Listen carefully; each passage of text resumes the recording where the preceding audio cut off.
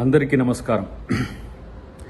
మొన్న నిర్మల్లో జరిగిన సమావేశంలో మాట్లాడిన మాటల్ని కొంతమంది దుర్మార్గులు వక్రీకరించి ఫేక్ను క్రియేట్ చేసి క్రాప్ చేసి రాముణ్ణి నేను తూలనాడినట్టుగా ప్రచారం చేసేదాన్ని నమ్మొద్దని నేను విజ్ఞప్తి చేస్తున్నా. మా సగర సంఘం మిత్రుడు శేఖర్తో పాటు చాలామంది నాకు ఫోన్ చేసి అన్న విషయంలో వీళ్ళు తప్పుడు ప్రచారం చేస్తుండ్రు కాబట్టి నువ్వు వివరణ ఇవ్వాలని చెప్పి అన్నందుకు మేము ముందుకు వచ్చిన.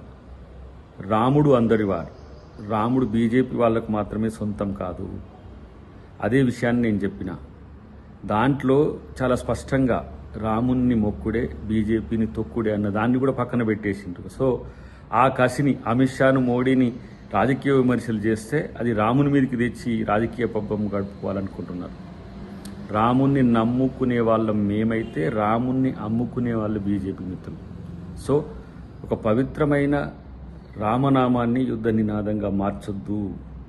ఇది ప్రపంచంలో ఉన్న రామభక్తులను వంచినట్టే అనే విషయాన్ని బీజేపీ ఆర్ఎస్ఎస్ మిత్రులు గమనించాలని విజ్ఞప్తి. అన్నిటికంటే ముఖ్యంగా ఈరోజు రాజకీయాల కోసం మతాన్ని అసలు వాడొద్దని ఎలక్షన్ కమిషన్ చెప్తున్న వాళ్ళు పదే పదే అది వాడుతున్న పరిస్థితిని గమనించాలి.